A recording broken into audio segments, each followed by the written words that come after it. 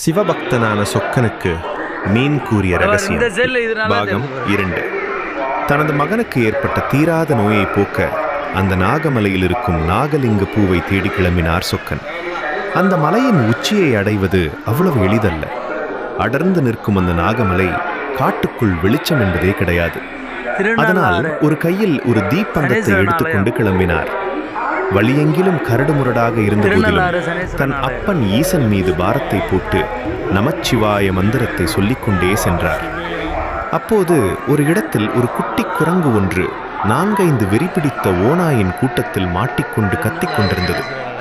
அந்த ஓநாய்கள் அந்த குட்டி குரங்கை கடித்து குதற தயாராக இருந்தன. அப்போது அங்கு வந்த சொக்கன் தனது தீப்பந்தத்தின் மூலம் அந்த ஓநாய்களை விரட்டி அடித்தார். பயத்தில் அந்த குட்டி குரங்கு சொக்கனின் தோளின் மீது ஏறி உட்கார்ந்து கொண்டது. சிறிது தூரம் சென்றதும்